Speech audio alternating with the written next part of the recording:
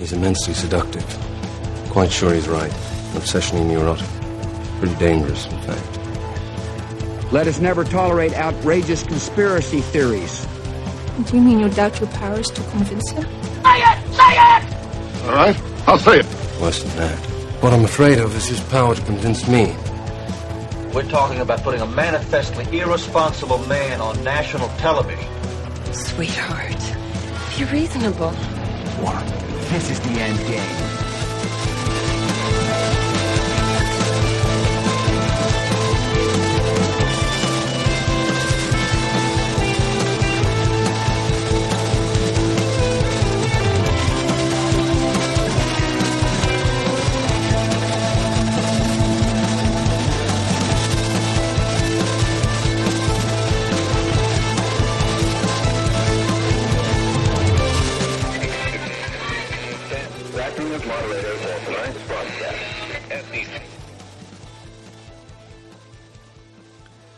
All right. It is Wednesday, March 5th, 2025, the 45th day of the Golden Age.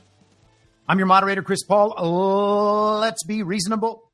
I have absolutely no idea why my background is covering up my front round. Let's take a second and see if I can figure that out. How about that? Everything is going crazy. It's a strange way to start the day. And you see, the thing is, that's awfully weird. Well, anyway, the point is that StreamYard, the platform that I use to stream these, is experimenting with new themes. And I found that out right as I came on live, and I have no idea what the purpose of it is or why it's doing that. But today, the referee that is also kind of me is covering half of my shoulder. Now, I see some action in the chat, and I'm not encouraging this, and I'm really telling you, honestly, I'm not encouraging this, but Jonathan has now sent 3 $5 Rumble rants saying, Anna, Paulina, and then Luna. And because I can't encourage this or do it all day, we're going to just start out here. And then there's a lot of row to hoe. Huh?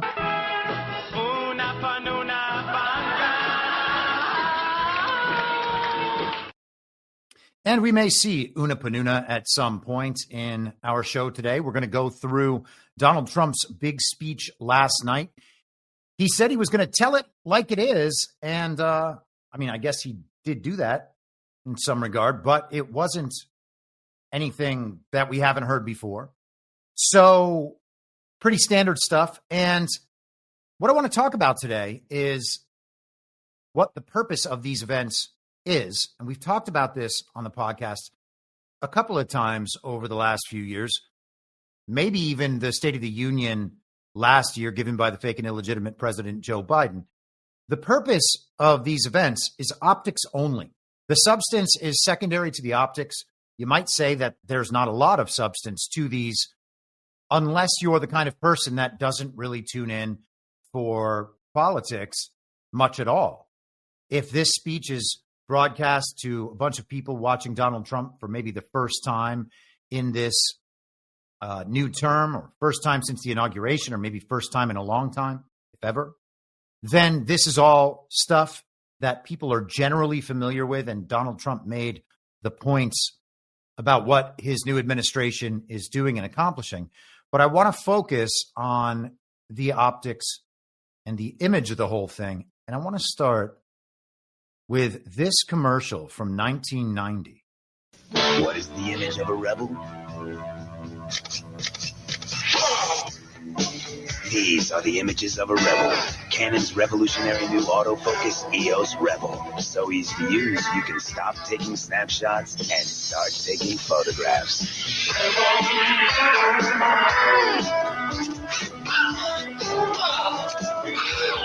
Image is everything. EOS Rebel from Canon. So advanced, it's simple. Image is everything. That was the tennis great Andre Agassi in 1990. Image is everything. Now, if you look at that commercial today, 35 years on, it looks a little silly. The image being projected back then was cool. It was rebellious. It was edgy. It was kind of ahead of its time. Trendy neon lights and the haircut and neon colors on the clothing, very athletic. Nobody wears that stuff anymore. So whatever image was being projected then eventually had an expiration date where it no longer worked.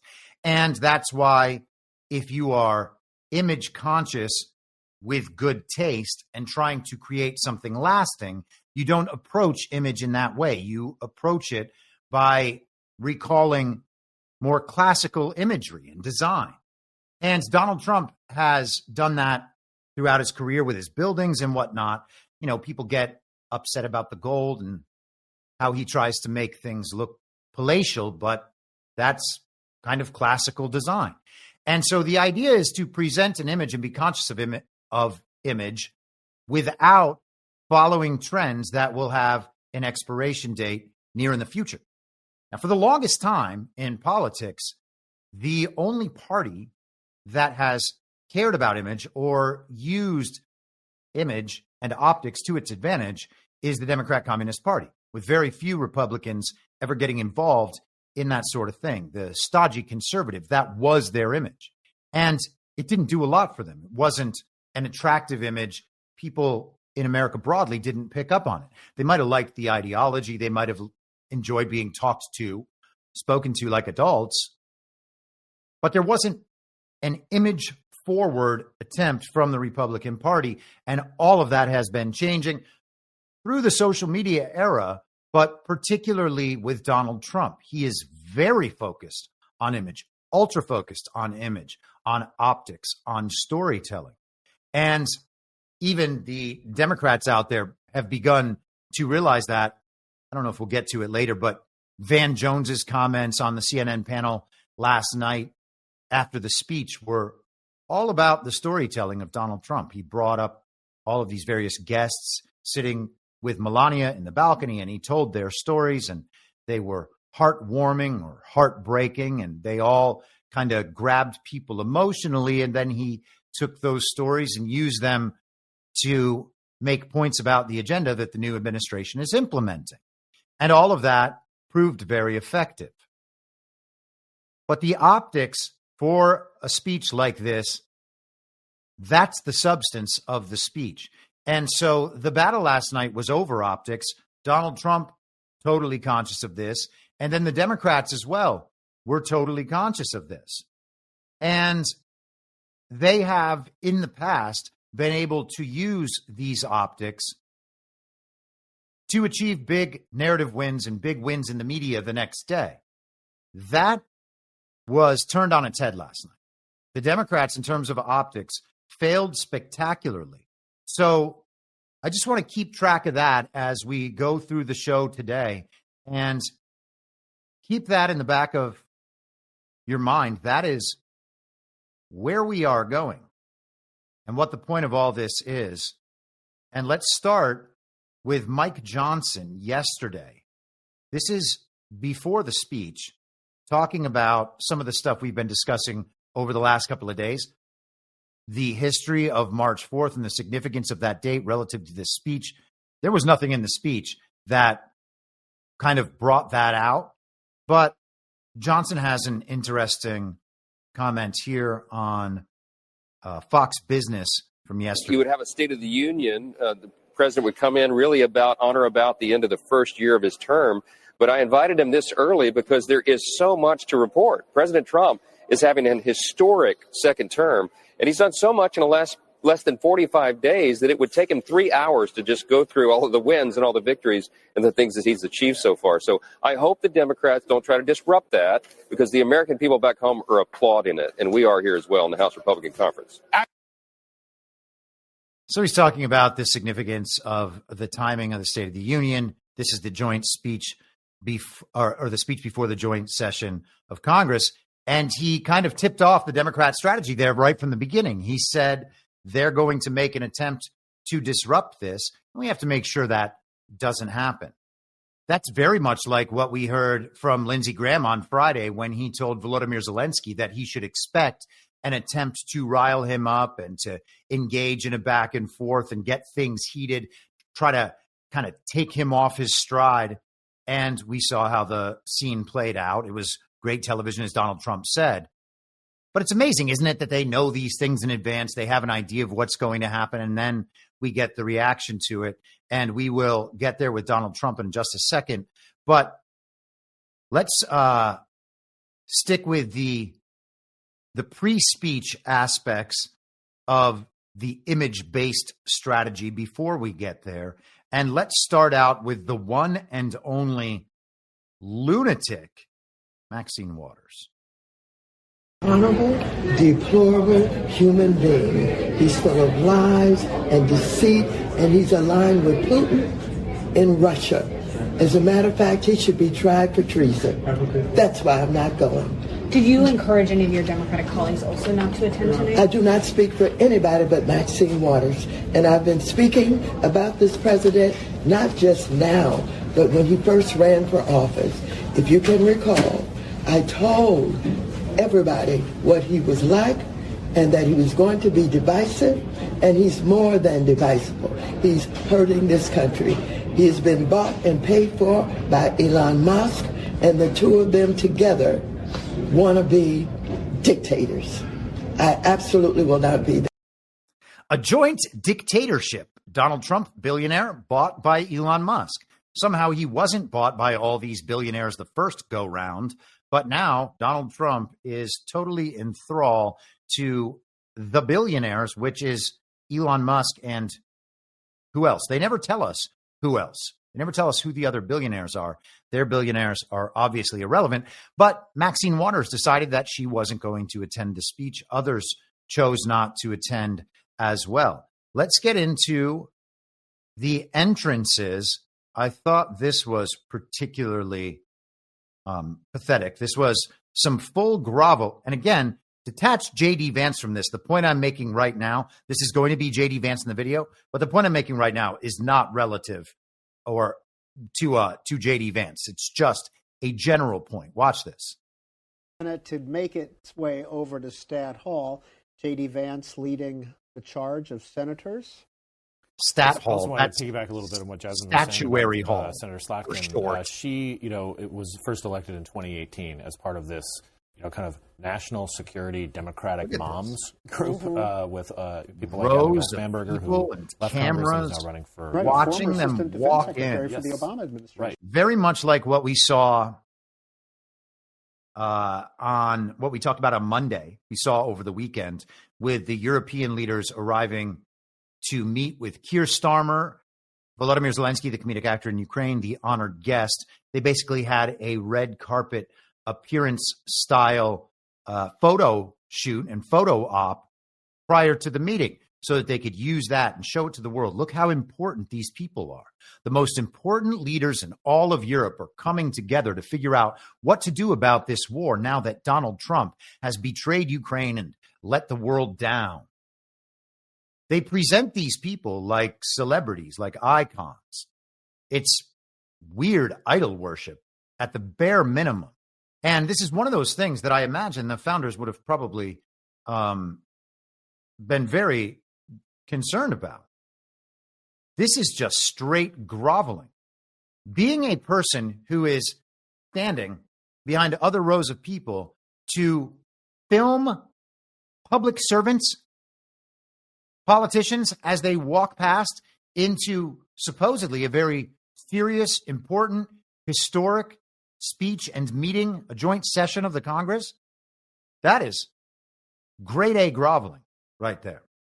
J.D. Vance or not, it doesn't matter who it is. And of course, it's J.D. because they want to show off how important J.D. is. The television does, I mean. But it's just so weird. And we'll come back to some groveling. We'll have plenty of groveling to discuss. Let's check out the entrance of Donald Trump. And in this clip, we can see an entirely other level. That doesn't make sense. A different level of groveling. This is a heightened level of groveling as he walks by the congressman trying to get his attention so that they can be photographed with him. And then they're kind of shouting things out, knowing that there are microphones that are going to pick up that audio. So they're all using Donald Trump and his status and his fame to attempt to make social media content for themselves, to make themselves look important, whether it's photos, videos, sound bites, whatever. Here we are.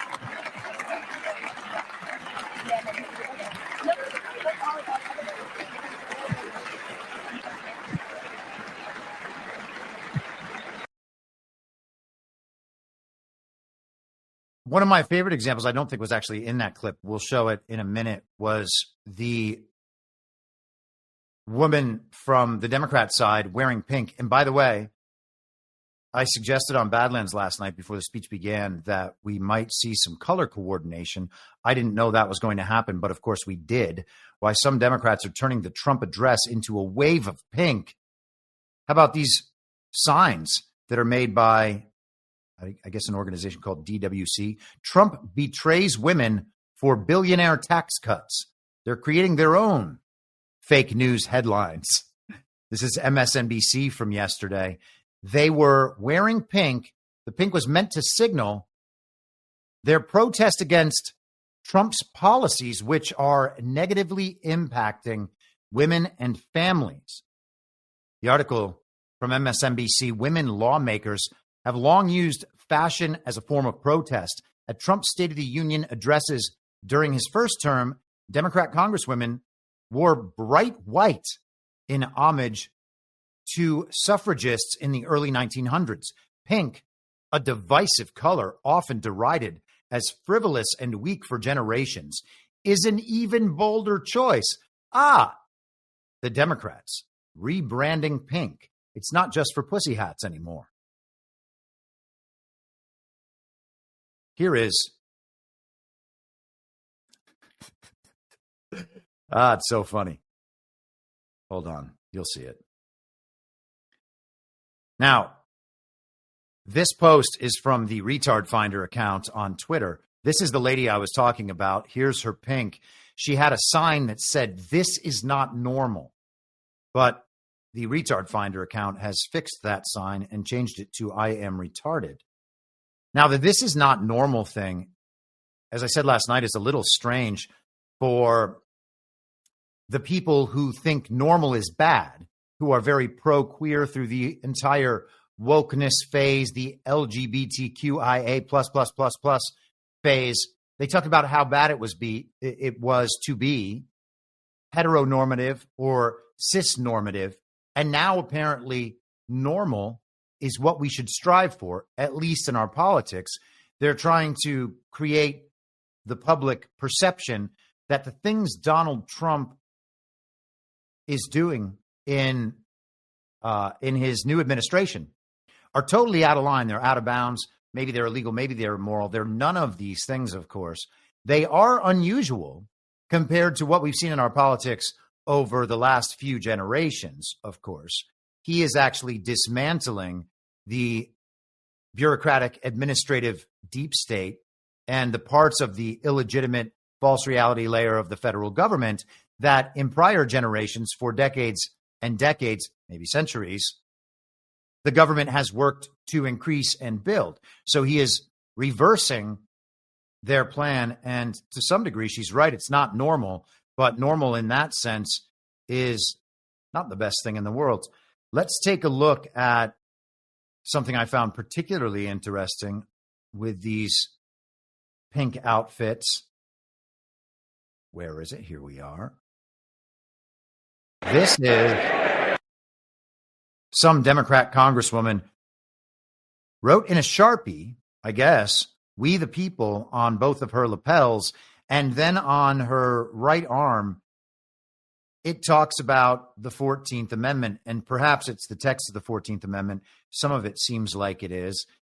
Very interesting signal right there. They're worried about the future, apparently, of the 14th Amendment, as perhaps they should be, because it was not properly ratified. And as we discussed yesterday, in short, according to George P. Fletcher in his book, Our Secret Constitution, and there are other books along these lines as well, the 14th Amendment, the Reconstruction Amendments broadly, were installed through war, not fully ratified, just forced into the Constitution by people with the power to do that at the expense of the nation, of the states, and of the individuals.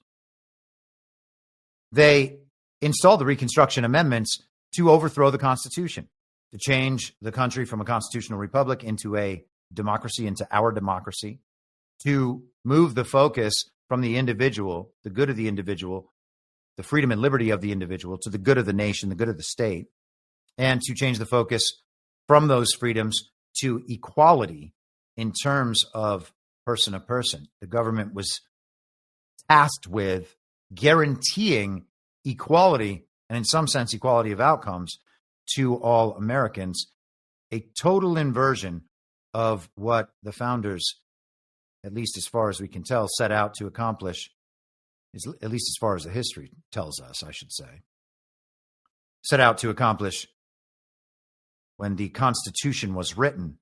So let's get into a bit of Trump's speech here. And this is kind of the initial flourish. Congress, thank you very much. And to my fellow citizens, America is back.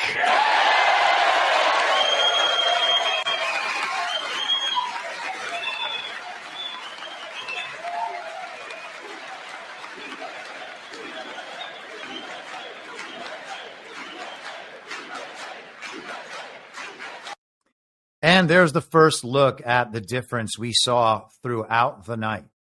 Raucous crowd of Republicans here chanting USA. That's not something that you would normally expect to hear in a State of the Union speech. I don't believe that we've heard that before, but maybe the Democrats did it during the fake and illegitimate Biden administration. Here, the Democrats are seated throughout, and we will come to Trump's comments on that very shortly. 6 weeks ago, I stood beneath the dome of this Capitol and proclaimed the dawn of the golden age of America. From that moment on, it has been nothing but swift and unrelenting action to usher in the greatest and most successful era in the history of our country. We have accomplished more in 43 days than most administrations accomplished in 4 years or 8 years, and we are just getting started.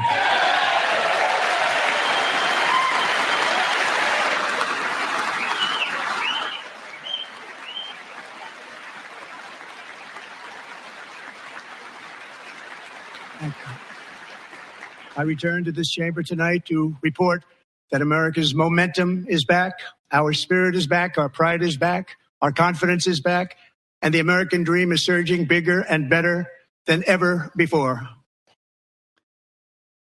The American dream is surging bigger and better than ever before. This was the tone and the theme of the speech, that America is back. The golden age has begun. Let's continue.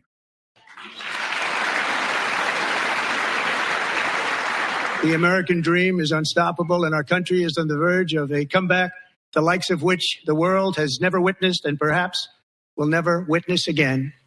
There's never been anything like it. I hope that we do not need to have another comeback. The world witnessing another comeback would mean that we would have fallen out of this phase and things would have become terrible again. And hey, if history continues as it has been before, perhaps that will happen in 75 or 80 years, and then again in 75 or 80 years, and then again in 75 or 80 years, and 250 years down the line, that will have overthrown whatever build back we have accomplished through this phase. So it would be much better if we could just maintain it. The presidential election of November 5th was a mandate like has not been seen in many decades. We won all 7 swing states, giving us an electoral college victory of 312 votes.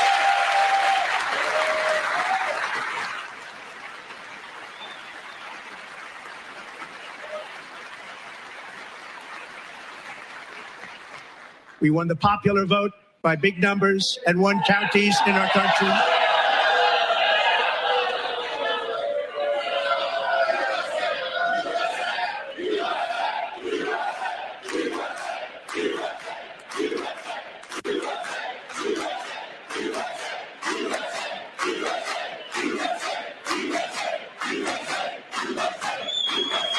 And won counties in our country, 2,700 to 525, on a map that reads almost completely red for Republican.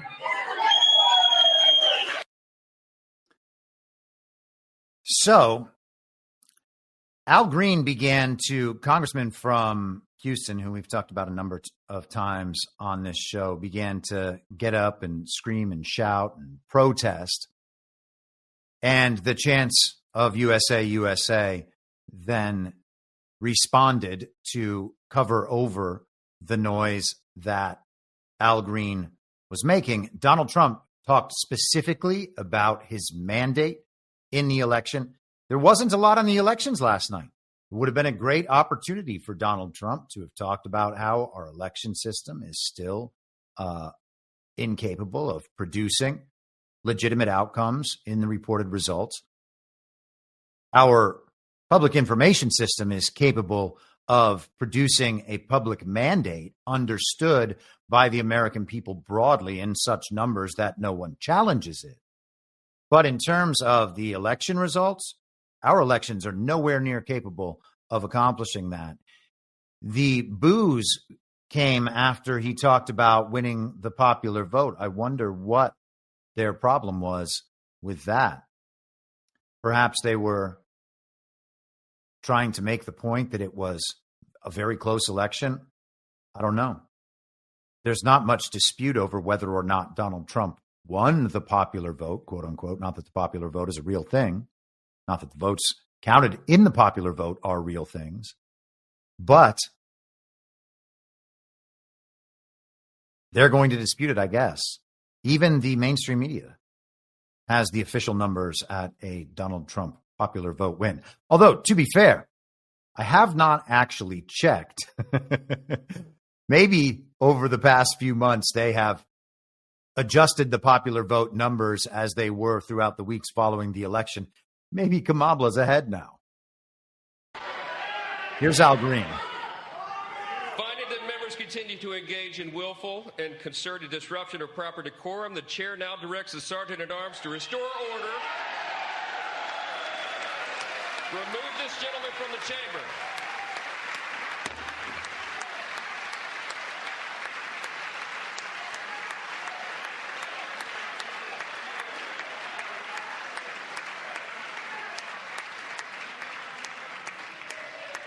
A ridiculous clown, this man. Always a ridiculous clown. We have talked about him at the speaker votes that we've seen over the last 2+ years now. There's been a few of them, more than there are generally. And whenever he casts his vote for Hakeem Jeffries, he always makes some speech about race and then says Hakeem Jeffries, rather than just saying the word Jeffries. He always has to make a spectacle of himself. And so he chose to do that last night. And he kind of reminded me of those communists who used to protest at, nuclear power facilities, I think is one of the places that they used to protest. They used to chain themselves to trees, that sort of thing, forcing the police to come arrest them. And then having pictures taken of those arrests. Their bodies go limp. They get dragged out. And then the story is about how they were being manhandled by the man when they were just engaged in their free speech and making a protest. They were standing up, speaking truth to power. That's what Al Green wants. And of course, as the strong black man shaking his cane, oh, he's just so powerful. And some of these images were caught. Here is one from last night. I'll be so unhappy if I did not actually. Oh, here we are. I thought I saved the exact image, but I did not.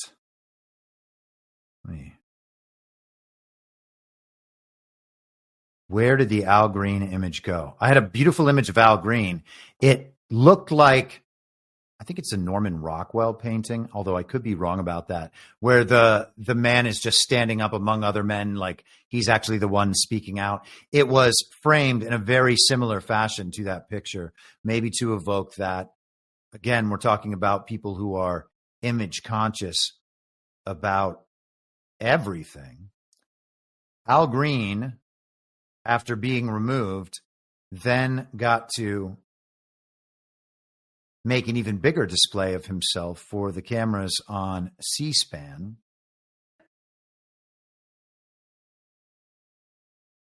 So what were you shouting to the president? The president said he had a mandate. And I was making it clear to the president that he has no mandate to cut Medicaid. I have people who are very fearful. I believe that's... People, and they have... Hopefully that's not too quiet. It might be, though. The reporter asked, what were you shouting at the president? And he said, the president says he has a mandate. I wanted to make it clear that he has no mandate to cut Medicaid from the people. And Donald Trump has not been trying to cut Medicaid. Here is a video put together by my friend Pepe Lives Matter that shows Al Green and Donald Trump side by side. I was making it clear to the president that he has no mandate to cut Medicaid. I have people who are very fearful. These are poor people, and they have only Medicaid in their lives when it comes to their health care. And I want him to know that his budget calls for deep cuts in Medicaid. Look, Social Security won't be touched. Other than this fraud or something, we're going to find it's going to be strengthened. So that's not exactly about Medicaid, but he mentions Medicaid as well throughout Donald Trump's campaign. Medicare, Medicaid, Social Security, all that is going to be fine. Again, Al Green's talking about the budget. Is that Trump's budget? Did Trump submit a budget? I don't even think we're going to get a budget. And I, as I've said many times, hope that we do not. Now, Al Green was immediately reminiscent of a moment for me in Barack Obama's speech from 2009, where Congressman from South Carolina, Joe Wilson, stood up to shout, "You lie," at Barack Obama. And then there was just an absolute meltdown. This is from a little later on in the year. This is September 11th, 2009, Los Angeles Times. Outrage over Joe Wilson's outburst isn't dying down. So this is 6 months later. They note that House Majority Whip James Clyburn, a Democrat from Wilson's home state, said that he planned to push for a resolution expressing disapproval of the incident unless Wilson issued a public apology on the floor. So Wilson standing up and shouting, "You lied," to Barack Obama while Barack Obama was lying was a major issue. And of course, he's a white man, a South Carolina Republican. So it was racist. It was disrespectful. It was breaking rules of decorum. The Democrats seized that and made a big image optics related win for themselves. Further on, Wilson's outburst came in response to Obama's statement that a healthcare overhaul would not directly benefit illegal immigrants. He said there are also those who claim that our reform effort will ensure illegal immigrants, this being Obama, This too is false. The reforms I'm proposing would not apply to those who are here illegally. And we can see 15 years on, 16 years on, that the Democrats have made efforts throughout the entire time to provide health care and voting rights, among other things, to illegal aliens.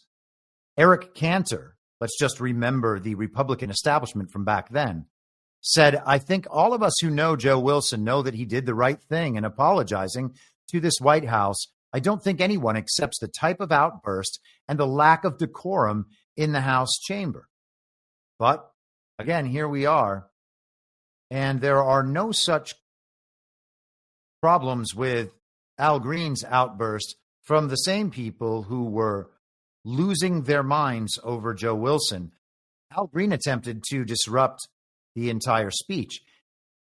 And again, that's the sort of thing that was planned out before the speech ever happened. Al Green went in planning to have these outbursts, make a spectacle of himself, and do it until they were forced to kick him out, which gives him the optics of somehow being oppressed and being manhandled, being shoved down by the man, attempting for that optics win. Here is the New York Times from 2017, and this is interesting in respect to what we've been discussing with the town hall disruptions that are not even remotely grassroots. This is April 11th, 2017. So not long after Trump's first term began, kind of the same, we're a month off from this, 6 weeks in terms of the town halls that we've been seeing. Congressmen who shouted, "You lie," at Obama. Here's the same from constituents. And here we have some angry liberal women, which, these are the most compelling figures in the country at this point. When angry, middle-aged liberal women get up and start screaming, everyone takes it very seriously. Representative Joe Wilson, the South Carolina Republican who gained a measure of infamy after shouting "You lie" at President Barack Obama during a joint session of Congress in 2009, had that memorable catchphrase hurled back at him by a group of his constituents at a town hall event on Monday. The audience at the event, held at Aiken Technical College in Graniteville, South Carolina, near the state's western border, was antagonistic from the start, booing audibly as he stepped to the lectern. But the conflict between Mr. Wilson and the crowd came to a head during the end of the 40-minute question and answer period when he responded to a question about Mr. Obama's health care law. After he said the law was delaying and denying health services to its intended recipients, the rest of his comments were drowned out as the crowd began to chant, "You lie," in unison. The cheer continued for about 20 seconds. A video of the event was posted on Facebook Live. So exactly what we've been seeing the last few weeks. The coordination of people showing up to the town hall, the coordination of the messaging, the timing of the disruptions, the chants in unison. And let's just skip down here. Several of the protests at town halls have been spearheaded by Indivisible, a Tea Party-inspired Democrat grassroots movement aimed at thwarting Mr. Trump's agenda. Julie Edwards, a pharmacist from the Aiken area and one of the founding members of a local Indivisible chapter, was one of the most vocal challengers. So they are supposedly grassroots. And let's just take a second to go over to our friends at Influence Watch and see what we actually have with all of these indivisible groups. Man, I should have actually grabbed this prior. I wasn't thinking we would go to Influence Watch, but it's worth taking a look. Look at how many, a search for Indivisible provides indivisible groups all over the country. This is grassroots. Barack Obama, of course, George Soros, of course, involved with these groups. Indivisible chapters all over the country. Let's see where we are with the individual project. I always like to get down to the financial information and the funding. Here you have Tides Foundation, the Advocacy Fund, Reid Hoffman, LinkedIn founder. Amazing, isn't it? Grassroots. Very, very grassroots. Let's go back to Donald Trump.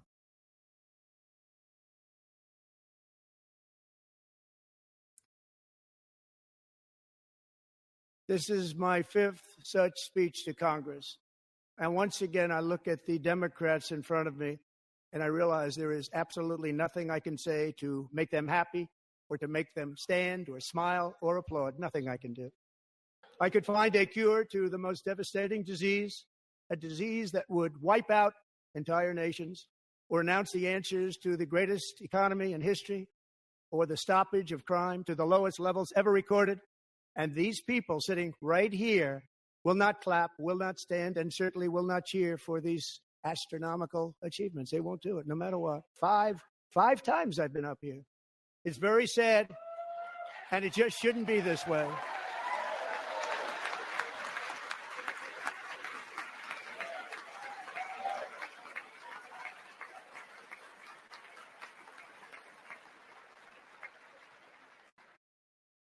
So Democrats sitting before me, for just this one night, why not join us in celebrating so many incredible wins for America?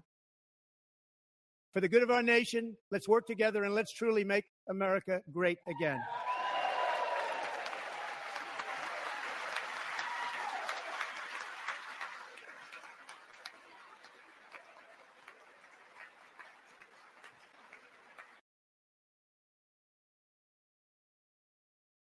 Let's make America great again. Why won't they cheer? Why won't they express any bit of positivity or happiness about any part of what Donald Trump is presenting? It's certainly not because a majority of Americans doesn't agree with Donald Trump's agenda. It's clear that a majority of Americans does agree with Donald Trump's agenda, and that's proved by the overwhelming mandate that he has achieved over the past many years. He's been in American politics for we're 3 months short of 10 years now. And over that time, many more Americans support Donald Trump and his agenda than did at the beginning, which is about as good an indication as you could ever have that Donald Trump's agenda is actually quite popular. But going back to the optics, this is what they intended. They can't express any happiness, any gratitude, any positivity. They can't agree with Donald Trump about anything, even the most heinous stuff, as we'll see throughout the speech. Just negativity. They cannot be seen supporting anything Donald Trump is doing or will do, because their media, their PR, their political operation over those last 10 years has attempted to paint Donald Trump as a racist, sexist, a narcissist, a homophobe, a transphobe, Islamophobe. What else do we have? Economically illiterate, a warmonger who has gotten us into no wars, but surely will through his irresponsibility, through his unwillingness to work with our allies. Every bad thing they could ever possibly claim about Donald Trump, they have claimed over the last 10 years. They have made him out to be the worst thing that could have ever happened to America. And some small portion of the American population still actually believes that because of it. And those are the only people that they're actually able to reach. So one thing they can't do on national television is start to support the guy that they've been calling basically Hitler, who's also a rapist, for the last 10 years. So they're kind of in a bind. If Donald Trump is doing good and popular things, then the opposition of Donald Trump is therefore going to be small and unpopular. totally anti-factual and anti-American as it stands now. And so he has seized their optics attempt, their focus on optics, because all of that stuff from the Democrats is optics. There's not some intellectual backing. It's not a serious ideological disagreement with Donald Trump. It's optics. They're trying to express to the country that everything this man does is bad. And they know that their supporters are not going to watch an hour and a half, hour and 40-minute speech.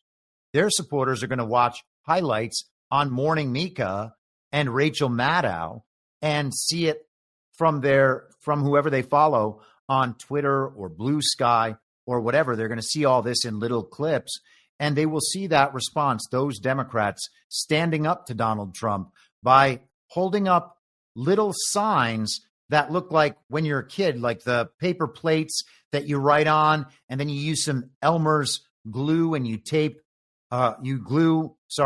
a tongue depressor through that tape, and then you've got yourself a little sign. Maybe they're thinking that they're at some kind of auction or something. But it's just sad. Trump says it should not be this way. And in that, he is turning the optics against them. He did that masterfully throughout the night. And if there was one big success from that speech, it's that. He also went hard after the fake and illegitimate Biden administration in a couple instances. Here we are. Government where, as an example, a sitting president is allowed to viciously prosecute his political opponent, like me. How did that work out? Not too good. Not too good.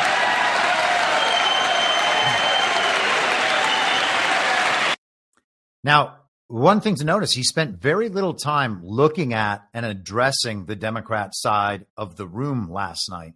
But there were a number of instances where he would point them out. And he's then speaking to the American people. He's speaking to the cameras by saying, look over there. What I'm saying right now is directed over there. And we'll come back to that a couple times.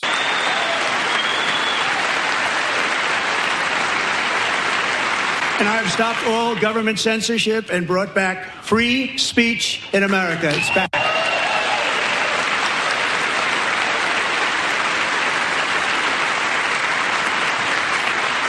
And 2 days ago, I signed an order making English the official language of the United States of America.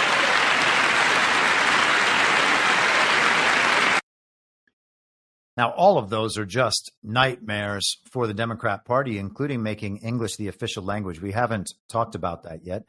That's something that, in my mind, should clearly have happened a long time ago.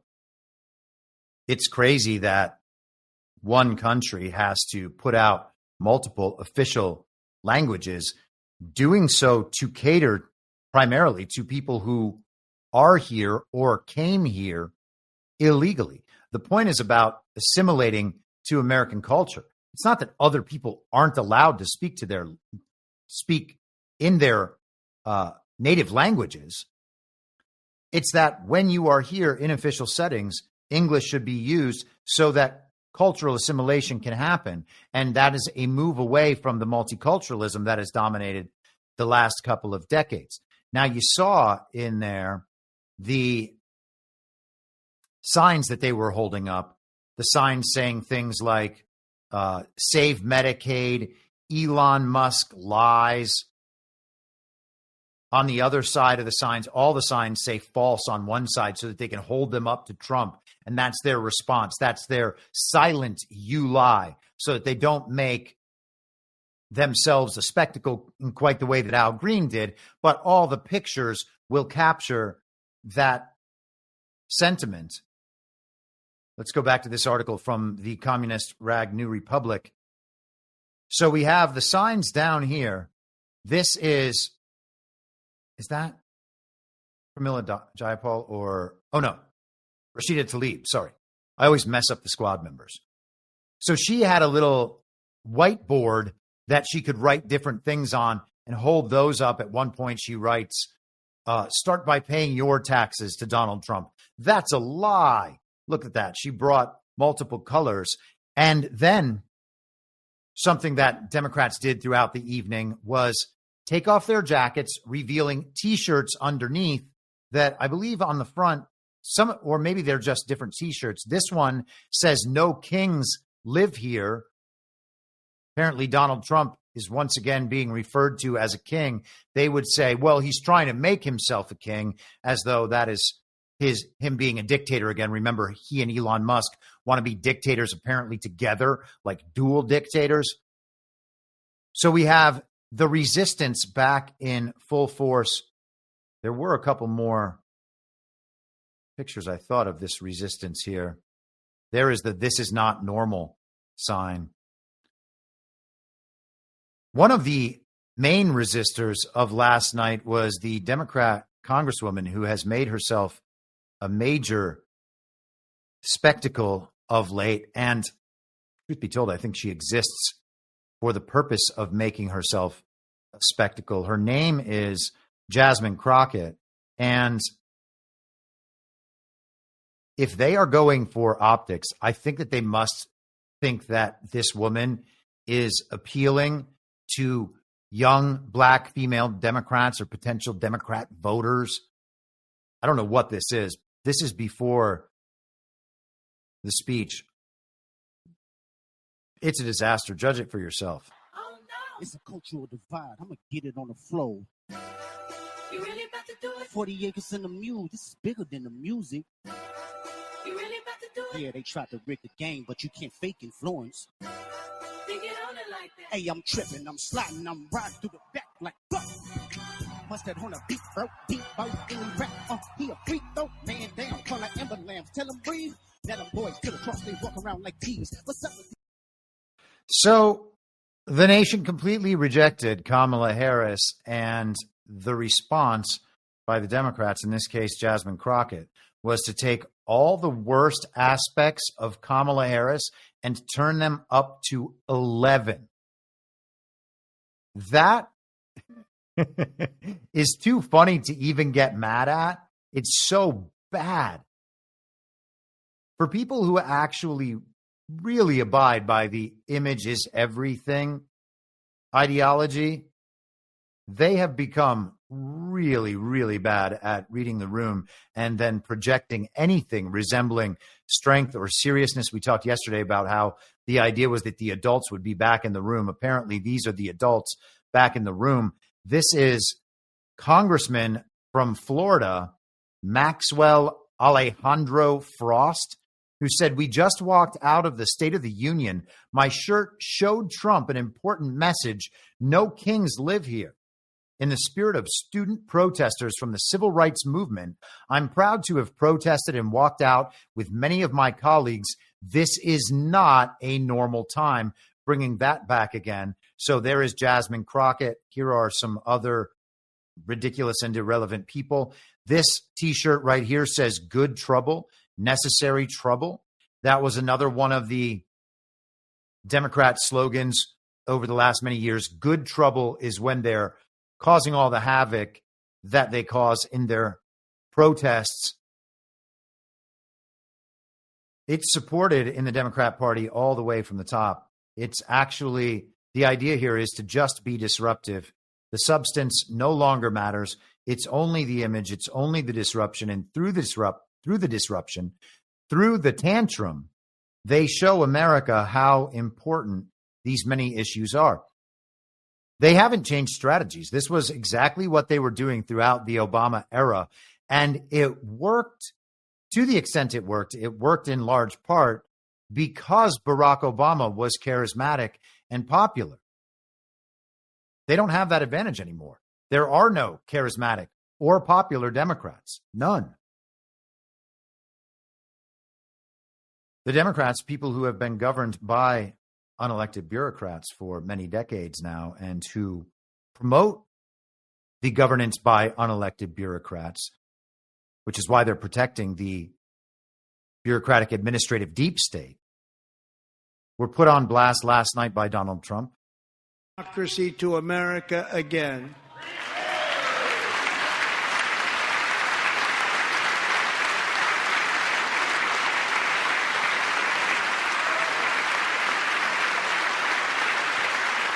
By the way, returning democracy to America again, which is what they say, they're always trying to protect democracy.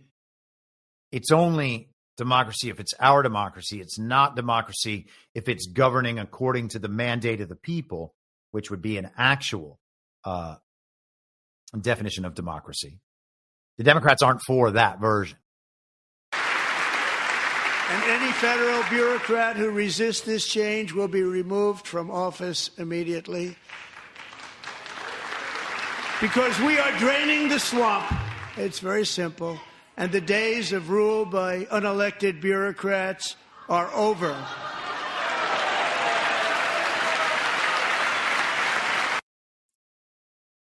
was like an audible gasp. The days of unelected bureaucrats are over. And that was something that struck fear and horror into the Democrat Party. Amazing. In the chat, Anner calls Jasmine Crockett Beyonce. And I got to say, great job. Great job. I love it. You've done excellent work. Let's continue. So the Democrats have a totally unpopular agenda to the extent they have any agenda. They don't. Their agenda is implementing the global regime agenda. They very rarely have to argue for that agenda because the arguments for that agenda are always complemented by the acceptance of the controlled opposition on the other side. There has never been a third option, a way out, until Donald Trump arrived. Now they are stuck trying to advertise that global regime agenda on their own with very little help from the controlled opposition because the controlled opposition gets steered into America First and MAGA. So the popularity of anything they support is basically down to zero. The Democrats are so detached from what the American people actually want that they are opposed to tax cuts. Donald Trump addresses that right here.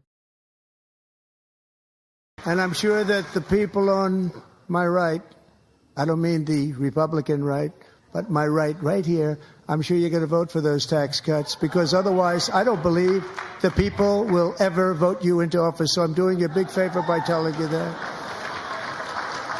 But I know this group is going to be voting for the tax cuts. How about that? I don't believe the American people will ever elect you again if you refuse to vote for tax cuts. And then they all put their signs up saying false, false, false. I mean, they are the people who control elections in most states. So the idea that they won't be, that no one will vote for them again if they refuse to vote for tax cuts, they're probably right. That's false. Now, hopefully no one will ever have to vote for anything again and that our elections are just done away with because obviously they're fake. So what's the point? Maybe they could fix elections. There's apparently some new bill today that has some designs on doing that. I'm open to having real, legitimate elections. I'm just not sure it's possible. I don't believe that that's how leaders are selected in the world, although maybe at a local level. Maybe Donald Trump will be the king of the Western Hemisphere, of North America plus, maybe Europe. And then the individual countries of Europe, the individual states, the United States of America, the great state of Canada, perhaps the great state of Mexico and Greenland, maybe they will all vote for their own local control in real and legitimate elections, but that's probably only going to happen if people actually step up and demand that. And so far, there has been no sign whatsoever that people are prepared to step up and do that, or even desire it, or even understand that our elections are fake, because the television told the country that last fall, because Donald Trump was declared the winner by the television of the fake 2024 election, therefore, the elections were actually real, and therefore the congressmen and senators in that hall last night are somehow real, legitimate, and duly elected, when they are very likely none of those things, and certainly cannot prove otherwise. This is the Associated Press from the afternoon yesterday. The IRS is drafting plans to cut as much as half of its 90,000 person workforce, AP sources said. Well, that's weird because I heard that 87,000 new agents had been hired just a few years ago, and they were being armed. So the IRS is going to be dismantled. Hopefully, it'll just simply be removed altogether, perhaps turned into the ERS to work on the collection of tariffs. Otherwise, there is absolutely no need or justification for that unconstitutional branch of the global regime, the bagmen of the global regime's central bank, the Fed here in the United States, to the extent that the Fed was independent of the federal government. I believe Donald Trump has renationalized that and brought it under the Treasury. So I don't think that that's necessarily the problem that it once was. But speaking of taxes and moving into tariffs, let's go back to Donald Trump. Where is that one? Ah, here it is. Is it? Is it? Where is it? One of my clips has evaded me. Hold for processing as I get that back.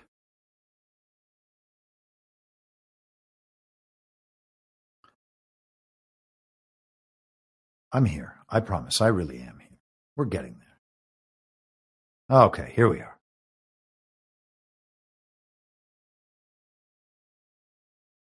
Tariffs, tariffs, tariffs. There we are.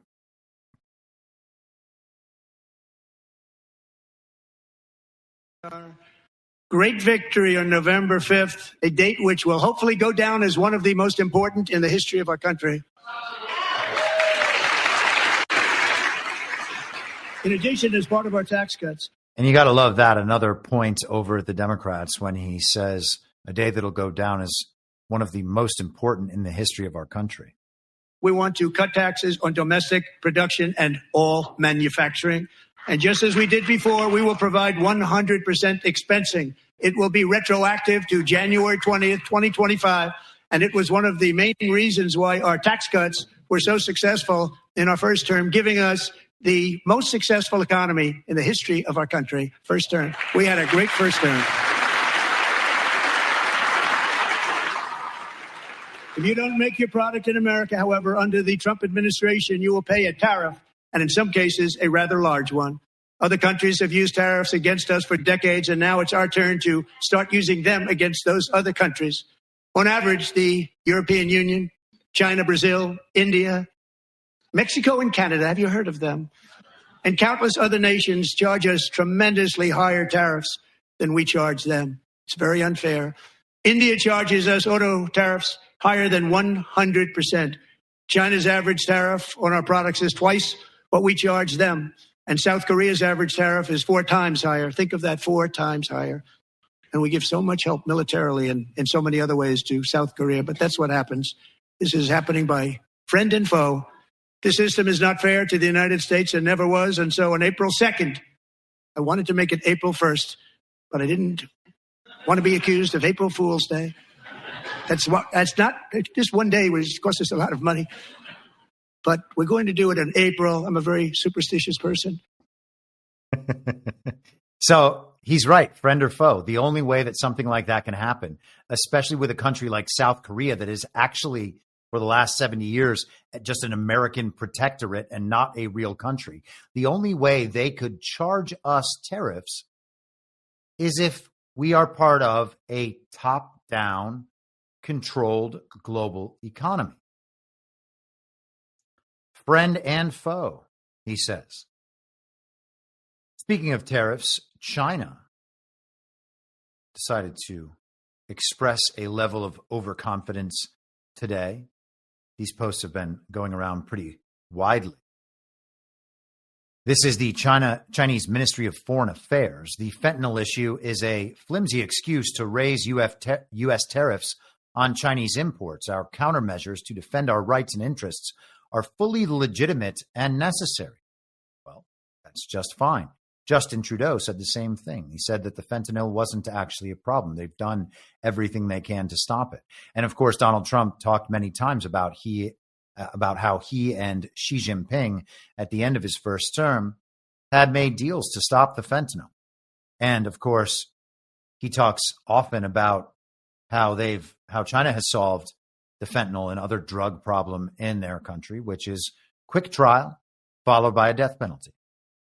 The post from the Ministry of Foreign Affairs goes on, the U.S., not anyone else, is responsible for the fentanyl crisis inside the U.S. In the spirit of humanity and goodwill toward the American people, we have taken robust steps to assist the U.S. in dealing with the issue. Instead of recognizing our efforts, the U.S. has sought to smear and shift blame to China and is seeking to pressure and blackmail China with tariff hikes. They've been punishing us for helping them. This is not going to solve the U.S.'s problem and will undermine our counter-narcotics dialogue and cooperation. Intimidation does not scare us. Bullying does not work on us. Pressuring, coercion, or threats are not the right way of dealing with China. Anyone using maximum pressure on China is picking the wrong guy and miscalculating. If the U.S. truly wants to solve the fentanyl issue, then the right thing to do is consult with China by treating each other as equals. If war is what the U.S. wants, be it a tariff war, a trade war, or any other type of war, we are ready to fight till the end. Well, thankfully, a war is not what the U.S. wants, and Donald Trump has made no indication otherwise. If there are tariffs applied in a reciprocal fashion or otherwise, that's its own thing. But Donald Trump uses tariffs as little more than leverage and to enrich the United States of America if foreign countries want to sell their goods here. He and Xi Jinping have had many understandings over a very long time. There is no reason whatsoever to imagine that any of this will escalate. So this is just optics. This is image. This is messaging to the public, trying to change leverage and manipulate narratives. And hey, every country has the ability and the right to do that. Go right ahead with that, China. I doubt the U.S. is concerned in any way about China making war with the United States of America. If they want to apply reciprocal tariffs, that's wonderful. And the countries will continue in the decoupling that Donald Trump began in his first term. Let us continue. Donald Trump got into border issues and highlighted those with angel moms, with the family of Lake and Riley. And here we have Trump taking the fight about the border, and actually I should say blaming the border problems on the fake and illegitimate president, Joe Biden. If only I can find this clip. All we needed. It really is incredible. How did these disappear? There we are. There we are. Since taking office, my administration has launched the most sweeping border and immigration crackdown in American history, and we quickly achieved the lowest numbers of illegal border crossers ever recorded. Thank you.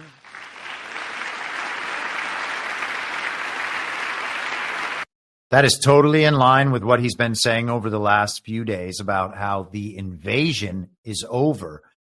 He goes into the next phase here.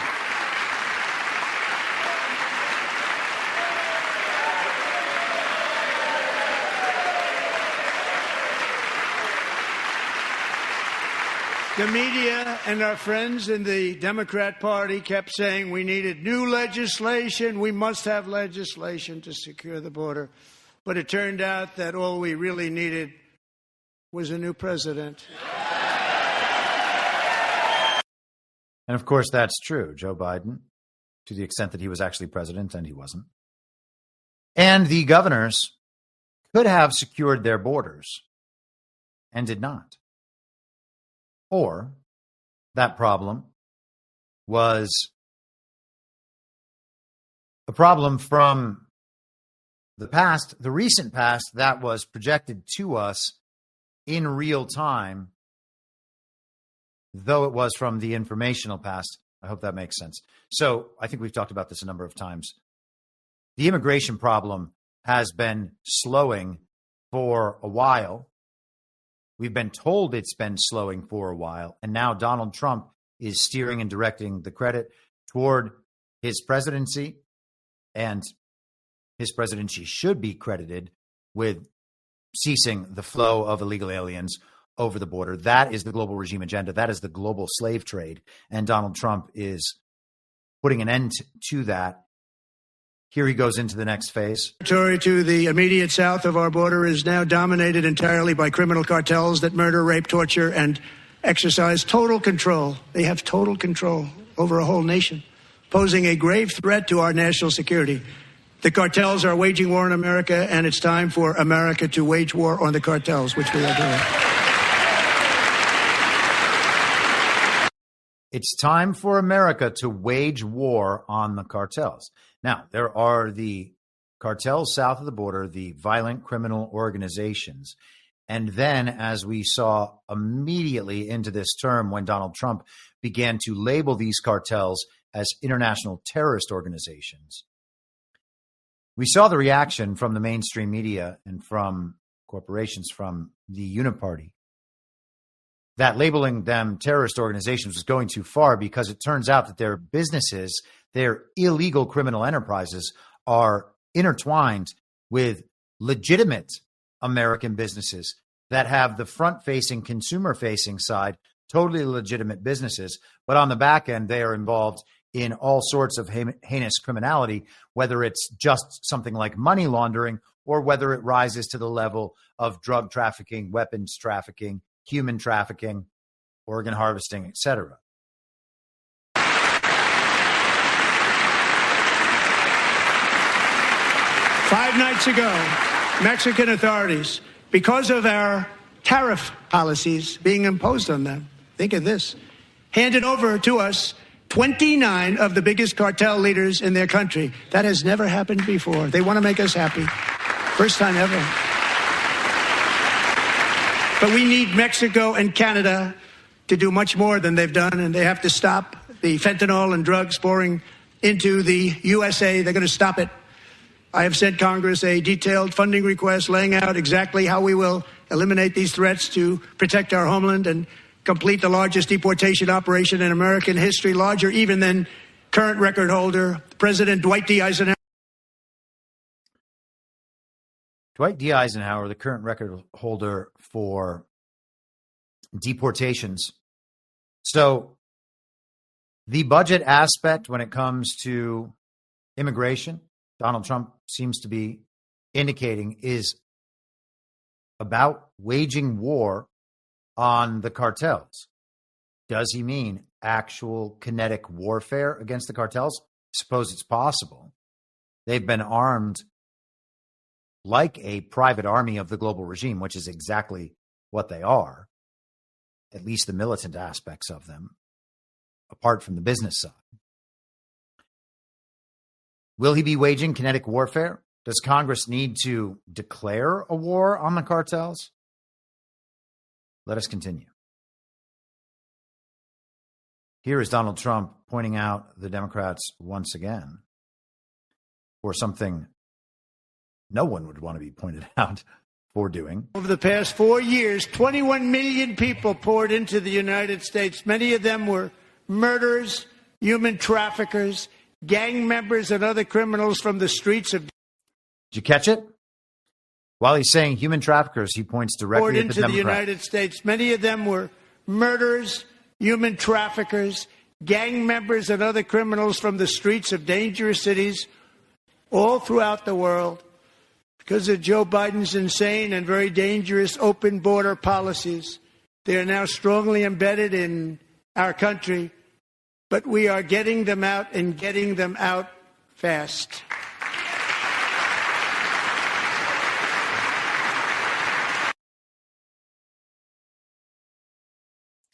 That's pretty hardcore, gotta say. I mean, I love it when he does that stuff. That stuff has to be pointed out. I haven't seen much reaction to it, and how would they react to something like that? Donald Trump calls Democrats human traffickers. It doesn't seem to be the sort of optics they're looking for. Great job by Donald Trump, though. Let's keep going.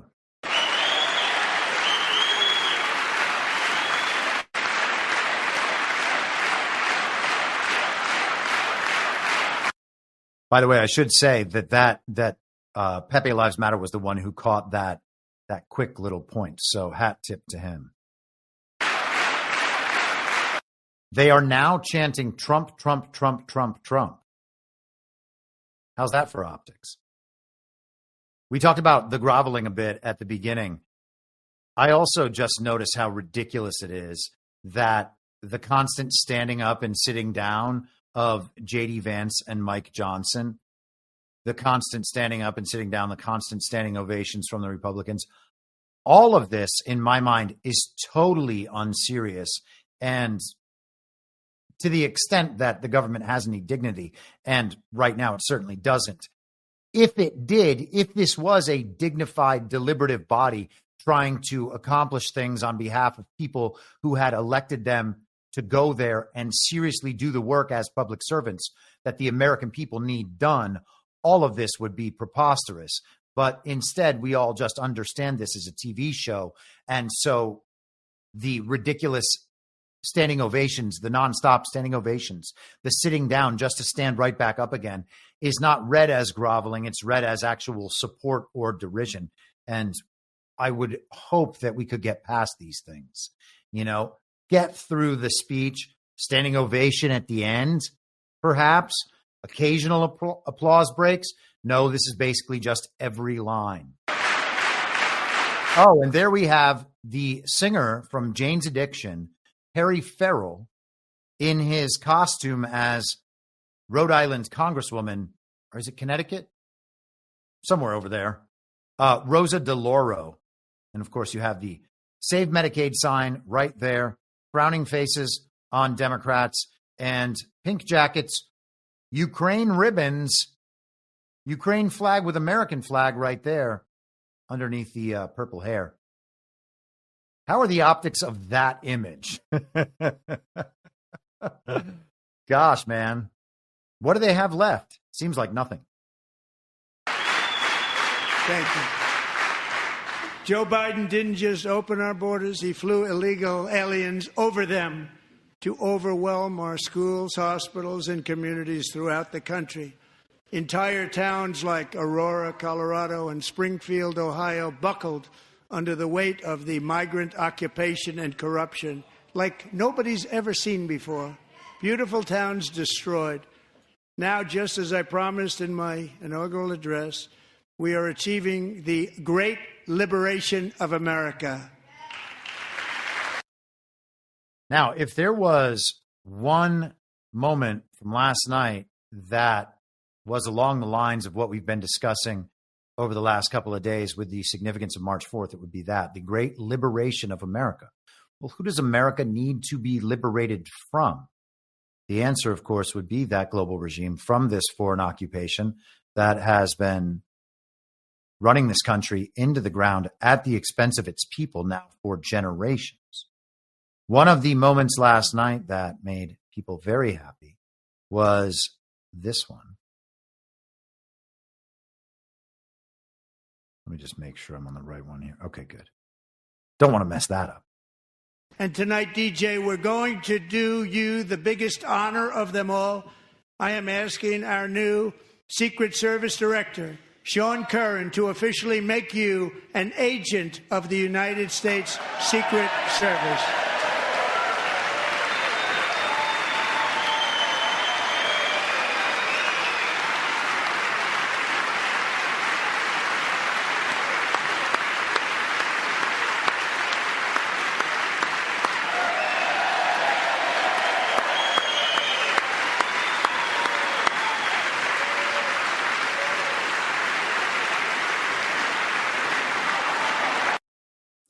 And then a big hug. So he is a survivor of brain cancer. I hope I have that correct. And named a new agent of the Secret Service. Obviously, quite a moment for that kid. And then we have, I understand everybody was very emotionally involved with that moment. I heard, the people in the chat and the feed last night while we were broadcasting the speech and the reaction to the speech on Badlands were saying that brought tears to their eyes, or they were crying or bawling or what have you. And I apologize for ruining that special moment, but I had to go ahead and post on Truth Social. Well, the kid who just became a Secret Service agent can't do any worse than this. And that is a picture of the woman made famous during assassination event number 1. The Secret Service. Dan Bongino and that lady. MSNBC's Nicole Wallace reacted as only a shrieking harpy would. I think this was a lesson in finding one thing that you let yourself feel. And I let myself feel joy about DJ. And I hope he's alive for another, 95 years, right? And I hope he lives and the life he wants to live. He wants to be a cop. He knows what he wants to do. And maybe when you have childhood cancer, that crystallizes for you. And I hope he has a long life as a law enforcement officer. But I hope he never has to defend the United States Capitol against Donald Trump's supporters. And if he does, I hope he isn't one of the 6 who loses his life to suicide. And I hope he isn't one who has to testify against the people who carried out acts of seditious conspiracy and then live to see Donald Trump pardon those people.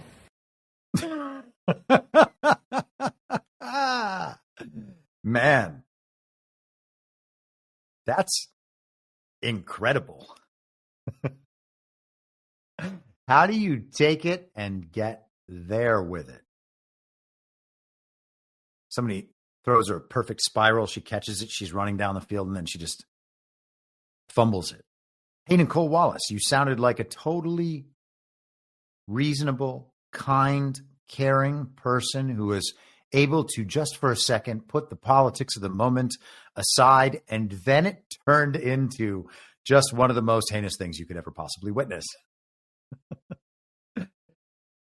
Moving on. Are we moving on? Are we moving on? I thought we were moving on. Where's my Golden Dome clip? Just when you think you have the Golden Dome right where you want it, it disappears into the ether.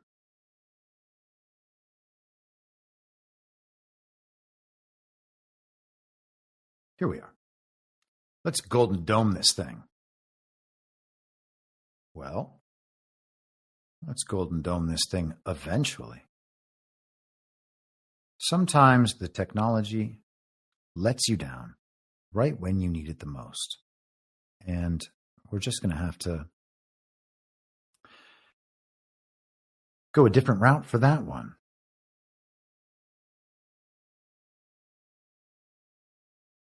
Hold for processing. We are almost there, I promise. One of the problems with getting about 40 clips together is that occasionally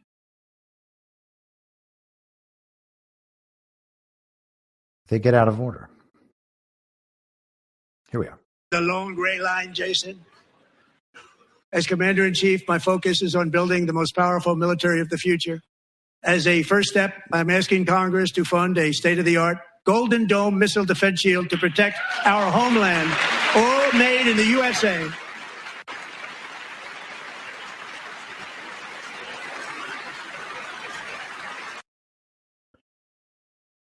So he's asking Congress to fund a Golden Dome missile defense system, all made in the USA. And as we were discussing this last night on Badlands, I don't think any of us had heard the Golden Dome mentioned, or at least if we had it, it slipped our minds. He's talked many times about an Iron Dome similar to the one that Israel has. And I've said on this podcast before, I believe that in both cases, we are talking about a narrative Iron Dome, a narrative defense for narrative weapons. It is the sort of thing that makes any threat of nuclear attack and missile attack and drone attack seem a little absurd. We have this perfect defense, this super high-tech defense that we have created so your nukes, your missiles, your drones, they're not going to actually get to their targets and destroy their targets. Our Iron Dome, our Golden Dome, is going to destroy them. And because of that, it's very hard to use the existential threat of nuclear war against the people and drive them into supporting terrible policies. So, nuclear weapons, most people know how I feel about those. I think that they're complete and total nonsense, just like our other existential threats, pandemics. We saw what pandemics are, climate change, AI. The existential threats are created, all very scientific. You can't understand them because you're not an expert. So you need to trust the experts. You trust the science. You don't become a climate denier or a vaccine denier or the rest of it. You're not able to understand it. Somebody else can understand it. Those people say that it's an existential threat for sure. And the only way to avoid that existential threat is by turning all your wealth and all your power over to those experts, to those scientists, to the state in order for the state to protect you. Now, the only way that's effective is if the people actually believe that the existential threats are real and existential. And if they're not real or not existential, then the threats don't work. Now, convincing people that the threats aren't real at this point, I can tell you, is much more difficult than convincing them that the threats are being thwarted by people who are protecting you from it, and you actually don't need to hand over all your wealth and all your power in order for these threats to be thwarted and nullified. So how do you thwart and nullify the threat of nuclear missiles, intercontinental ballistic missiles, drone attacks, etc.? Well, you build an Iron Dome, a Golden Dome narrative in either sense. Here we have an article from Space News, February 28th, so a week ago. Golden Dome replaces Iron Dome. Pentagon renames Missile Defense Initiative. The name change came to light when Defense Secretary Pete Hegseth, while discussing programs protected from potential budget cuts, referred to the system as Golden Dome or Iron Dome in a recent video addressing the Pentagon's efforts to identify $50 billion in cost savings in the 2026 budget. What initially appeared to be a verbal slip has now been confirmed as an official program name. Please note the Department of Defense has renamed this program from Iron Dome for America to Golden Dome for America. Skipping down, the program originated from President Donald Trump's January 27th executive order initiating planning for what was then called the Iron Dome for America. What the order established the development of a next-generation missile defense shield as national policy, citing threats from ballistic, hypersonic, and cruise missiles. While inspired by Israel's Iron Dome defense system, the American version is designed to operate on a much larger scale, protecting the entire U.S. territory from advanced missile threats. Space-based sensors have been identified as critical components, with the executive order specifically directing the Department of Defense to explore potential deployment of space-based interceptors that would launch in response to an attack. And so this sounds a lot like Star Wars during the Reagan era, not the movie. That was something that had all the communists protesting back then. Israel, by the way, also has something called the Iron Beam, which are just Jewish space lasers. We're not allowed to say it like that. It's a conspiracy theory if you say it that way. But if you just talk about the Iron Beam, which are space lasers protecting Israel, then it's not a conspiracy. In fact, this is it in Wikipedia. And of course, America helps develop and funds all these things, as Israel is a proxy state of the global regime, just like we are. Iron Beam uses a fiber laser to generate a laser beam to destroy an airborne target. How about that? Directed energy weapon. Okay? Conspiracy theory no longer. Let us continue on. Yesterday we discussed Panama and the Panama Canal and BlackRock's role in all of this.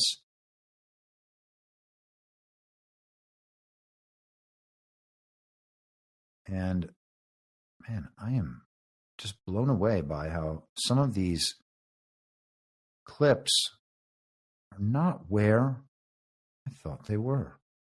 I'm not exactly sure how this sort of thing is happening, but it is making me very, very unhappy. Let's jump back to Trump's speech. We'll find this in just a second. Please hold for processing. Talk amongst yourselves. I hope you're all having a wonderful time. And while we are doing this, I will read a Rumble rant from Terry A., $20. Is there a possible connection between DJT tapping Chief Justice Roberts' shoulder last night saying, don't forget, and today's USAID payment ruling from SCOTUS? That's one of those things that I kind of think, assuming that would be going a step too far, but that's not for me to judge. It's for you to judge and discern for yourself. I am in no position to deny that because I certainly don't know anything is possible, but that does not sound probable in my estimation. My administration will be reclaiming the Panama Canal, and we've already started doing it.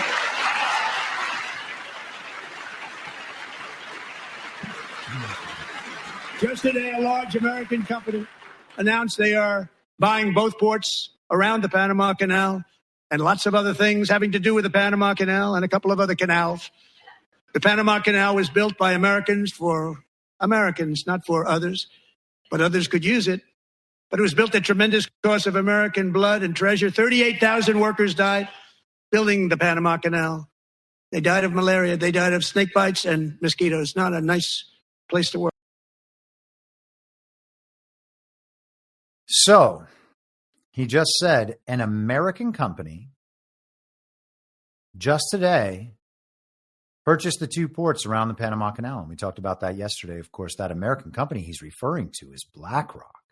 Now, BlackRock, in most people's minds, is not the sort of company that you would suspect to hear Donald Trump referring to as an American company. Run by Larry Fink, they're not what most people would consider primarily American. Most people would consider them one of the massive, this is not going to be the right way to say this. I was going to say massive organs of the deep state. No, we're not going to say it that way. One of the key transnational conglomerates of the deep state, they own everything. They own all the corporations. They own American land. They own single-family homes.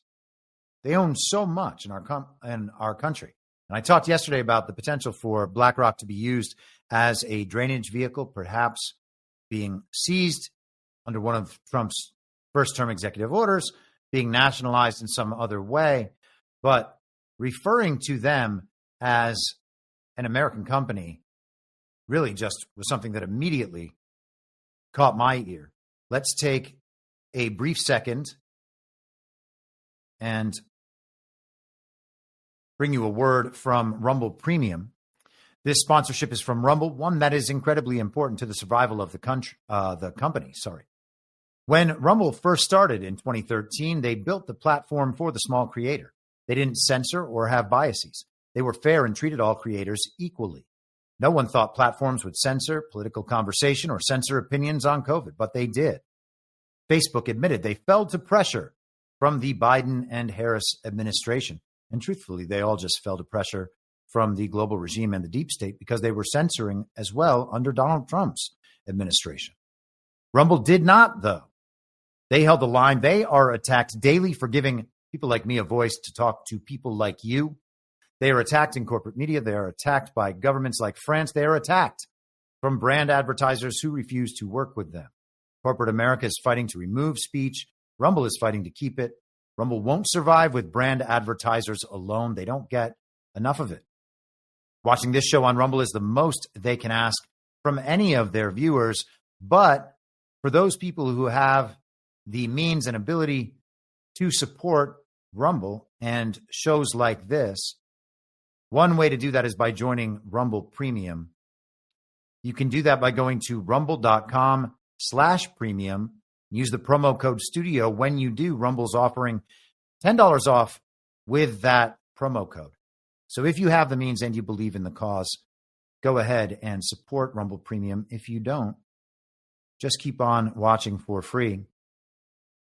And as we did yesterday, we're going to be doing occasionally more streaming on Rumble Premium. I will make sure that we're able to do that probably for the Wednesday subscriber stream, so that it'll stream parallel to paid subscribers on Substack and to premium subscribers on Rumble. And I think that that'll work out. I hope that that is kind of a better way to do that. I know that some people were upset that we switched over to the stream. A lot of people don't like to pay for these sorts of things. But I have to say, if you want truth in the podcasts you're watching, and you're not able to get it on platforms that censor, or you're even upset with the advertisements that they show on the platforms that show these things for free, you're kind of going to be shit out of luck. And to be honest, one of the prices that you pay, kind of no pun intended, although that kind of means the same thing literally as well, is that you actually have to put your money where your mouth is to some extent. And Rumble, the Rumble Premium, is not just for this show. It's Rumble Premium throughout the platform. So whenever there are streams that go into that premium format, you'll be able to do that. And I'm not saying it's to advertise for Rumble Premium necessarily, although I'm happy to do that.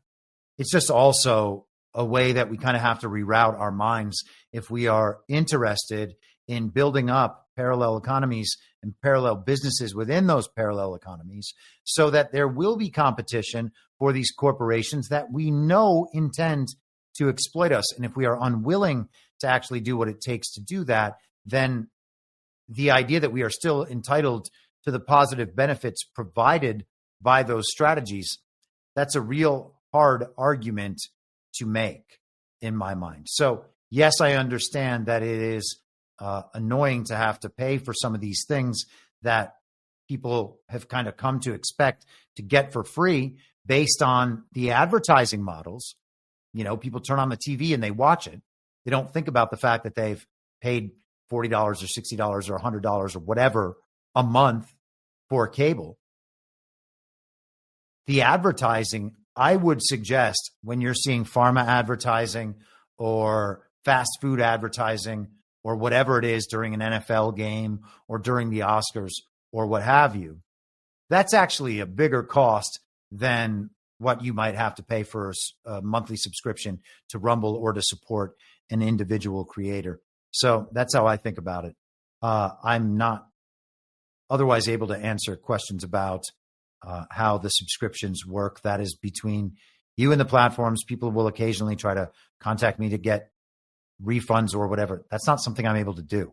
All right. If you sign up for a subscription on one of these platforms and you want to cancel that subscription or whatever, that's not something I can do for you, broadly speaking. So just a public service announcement there. Let's return. So the Panama Canal and BlackRock, Donald Trump is now calling BlackRock an American company who has taken over and secured those the ports around the Panama Canal.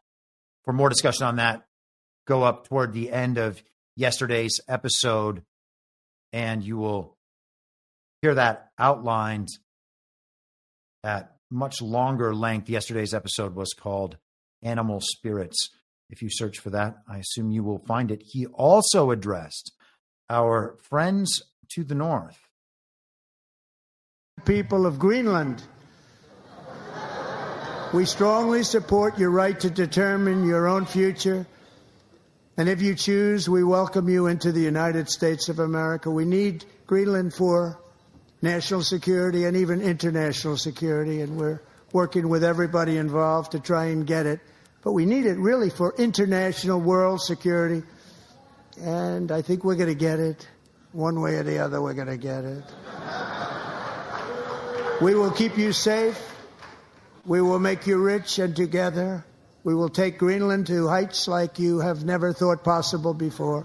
It's a very small population, but very, very large piece of land and very, very important for military security. America is once again standing strong against the forces of radical Islamic terrorism? One way or another, we're going to get it. And as we've discussed many times over the past few months, Greenland is critical in securing trade routes and securing those northern seas and the Arctic region. And it's going to be the United States and Russia working in partnership to do exactly that. The global regime will be cut out of the equation. The British Commonwealth, as it collapses, as we've seen over the last couple of days, that's Canada. That's going away. Not much power there, not much leverage, as we can see in Ukraine and elsewhere. The same with Greenland, supposedly a territory of Denmark. Good luck. It's not going to be. And war will not be necessary. But it will happen one way or another. And maybe it's part of their plan for this great reset, and Trump is going to seize that and redirect it. It's possible. I suspect it's not. I suspect it's not the sort of thing they'd want because it's under their control right now. He is claiming to be taking it away from them. He also had an interesting turn of phrase here. He is once again standing strong against the forces of radical Islamic terrorism. 3.5 years ago, ISIS terrorists killed 13 American service members and countless others in the Abbey Gate bombing during the disastrous and incompetent withdrawal from Afghanistan. Not that they were withdrawing, it was the way they withdrew. Perhaps the most embarrassing moment in the history of our country.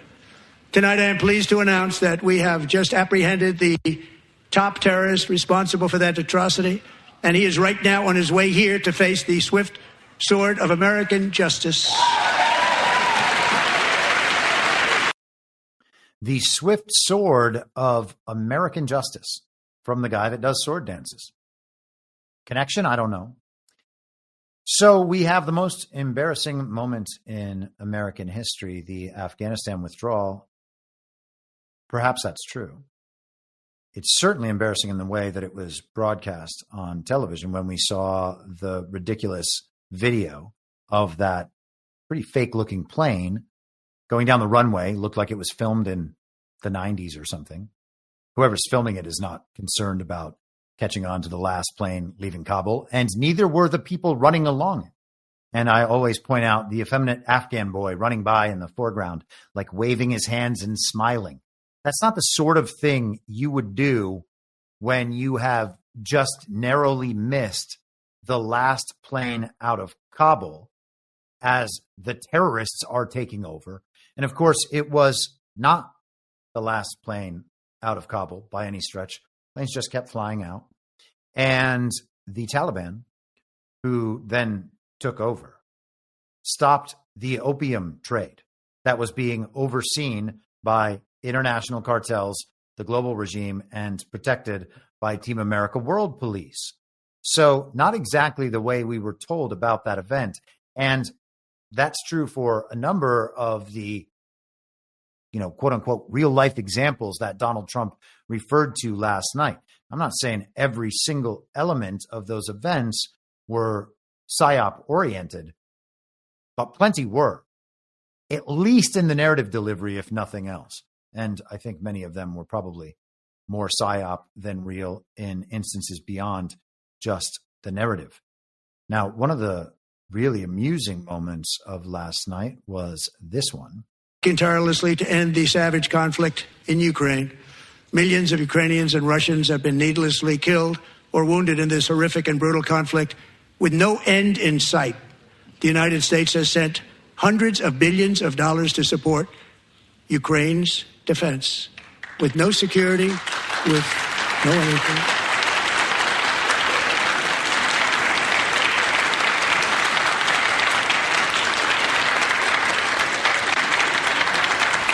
Do you want to keep it going for another 5 years? Yeah, you would say Pocahontas says yes.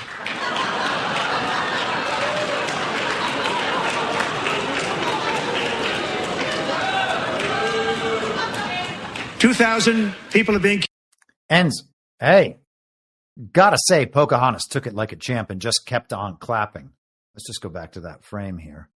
Ukraine colors, Ukraine colors, Ukraine flag, Ukraine flag.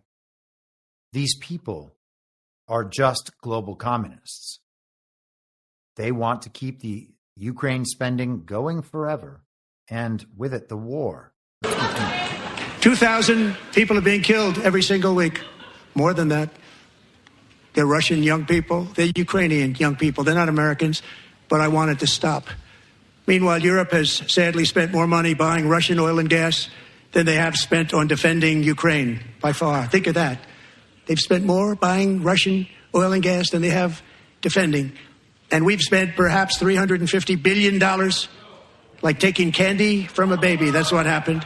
And they've spent $100 billion. What a difference that is. And we have an ocean separating us, and they don't. But we're getting along very well with them, and lots of good things are happening. Biden has authorized more money in this fight than Europe has spent by billions and billions of dollars. It's hard to believe that they wouldn't have stopped it and said, at some point, come on, let's equalize. You got to be equal to us. But that didn't happen. Earlier today, I received an important letter from President Zelensky of Ukraine. The letter reads, Ukraine is ready to come to the negotiating table as soon as possible to bring lasting peace closer. Nobody wants peace more than the Ukrainians, he said. My team and I stand ready to work under President Trump's strong leadership to get a peace that lasts. We do really value how much America has done to help Ukraine maintain its sovereignty and independence. Regarding the agreement on minerals and security, Ukraine is ready to sign it at any time that is convenient for you. I appreciate that he sent this letter, just got it a little while ago. Simultaneously, we've had serious discussions with Russia and have received strong signals that they are ready for peace. Now, we went yesterday to this article posted on Badlands Media. This is Volodymyr Zelensky, the comedic actor in Ukraine. This is his Twitter post from yesterday. And this is what Donald Trump was referring to as the letter, I believe. These are the same words. Regarding the agreement on minerals and security, Ukraine is ready to sign it in any time and in any convenient format. That's basically, not quite, but basically word for word what Trump just said. So perhaps Zelensky wrote this letter to Trump and then also published it on his Twitter page in the morning yesterday. But it doesn't sound like Trump described that exactly as it went down. But great for optics. Great for optics. This is the Financial Times mouthpiece of the global regime. U.S. cuts off intelligence sharing with Ukraine. How about that? This is just from this morning. The U.S. has cut off intelligence sharing with Kyiv in a move that could seriously hamper the Ukrainian military's ability to target Russian forces, according to officials familiar with the matter. So they lost financial aid and weapons aid. Now they're losing the intelligence and the targeting. The move follows the decision on Monday by the Trump administration to suspend military aid deliveries to Ukraine and comes after a dramatic breakdown in relations between the U.S. President and Ukraine's Volodymyr Zelensky. U.S. intelligence cooperation has been essential for Ukraine's ability to identify and strike Russian military targets. 3 officials familiar with the decision confirmed that Washington had frozen intelligence channels with Kyiv, while the U.S. has also formally blocked its allies from sharing U.S. intelligence with Ukraine. 2 officials said that recipients with assets inside the country were likely to continue passing on relevant intelligence to Kyiv. But that would not apply to time-sensitive and high-value intelligence, such as that needed for Ukraine to conduct precision strikes on movable Russian targets. So they're referring to this as the U.S. decision to ban its allies from passing intelligence to Ukraine. Now, which allies does the U.S. have when it comes to intelligence? Five Eyes, Israel. I'm sure that there are intelligence relationships with other countries, but it seems to me that it's primarily directed toward Israeli intelligence agencies and Commonwealth Five Eyes intelligence agencies. The United Kingdom, Canada, New Zealand, Australia, and of course the U.S. So the U.S. is cutting off the ability for those organizations to pass intelligence to Ukraine. Now, is it being cut off at that point between those allies, quote unquote, and Ukraine? Or is it being cut off between us and the allies, which means they can no longer deliver it to Ukraine? They're actually talking about what, moles in the intelligence communities that are still going to be trying to give whatever relevant intelligence they can to their assets in Ukraine. Very interesting situation. We'll see as that develops. But I kind of suspect, at least, that as the Commonwealth collapses, as the proxy states, including Israel, collapse at least in their identity as proxy states, if not completely, the loss of the ability to access American intelligence and military intelligence seems like a massive defeat in the global strategic game that is being played. I don't know how you get past that one if you are a regime country. Donald Trump brought the big closer, very similar to his rally speeches. We'll go ahead and play this. It's about 3 minutes. To the unknown wilderness and carve their fortunes from the rock and soil of a perilous and very dangerous frontier. They chased our destiny across a boundless continent. They built the railroads, laid the highways, and graced the world with American marvels like the Empire State Building, the mighty Hoover Dam, and the towering Golden Gate Bridge. They lit the world with electricity, broke free of the force of gravity, fired up the engines of American industry, vanquished the communists, fascists, and Marxists all over the world, and gave us countless modern wonders sculptured out of iron, glass, and steel. We stand on the shoulders of these pioneers who won and built the modern age. These workers who poured their sweat into the skylines of our cities. These warriors who shed their blood on fields of battle and gave everything they had for our rights and for our freedom. Now it is our time to take up the righteous cause of American liberty. And it is our turn to take America's destiny into our own hands and begin the most thrilling days in the history of our country. This will be our greatest era.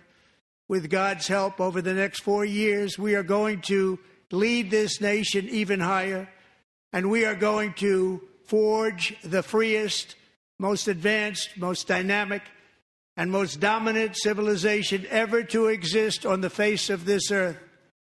We are going to create the highest quality of life, build the safest and wealthiest and healthiest and most vital communities anywhere in the world.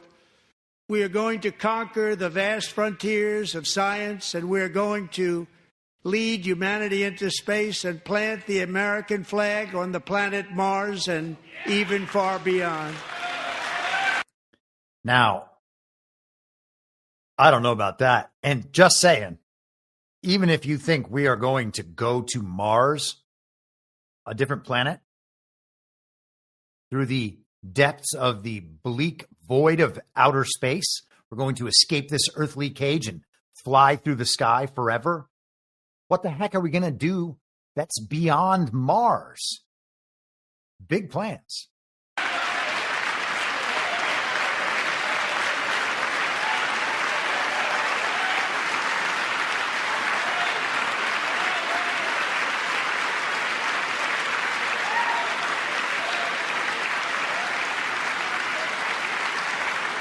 And through it all, we are going to rediscover the unstoppable power of the American spirit.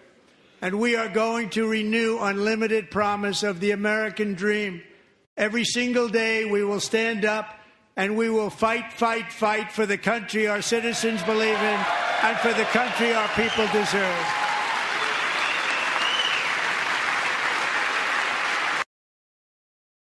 Got to get a fight, fight, fight in there.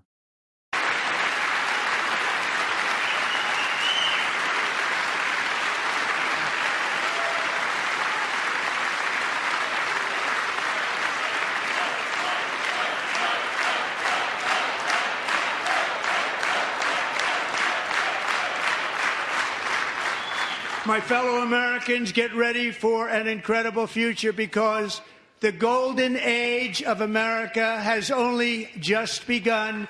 It will be like nothing that has ever been seen before. Thank you, God bless you, and God bless America.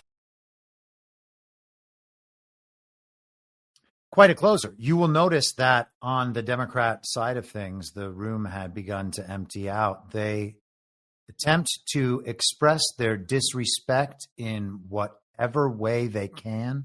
They go for the optics. The optics collapsed on them.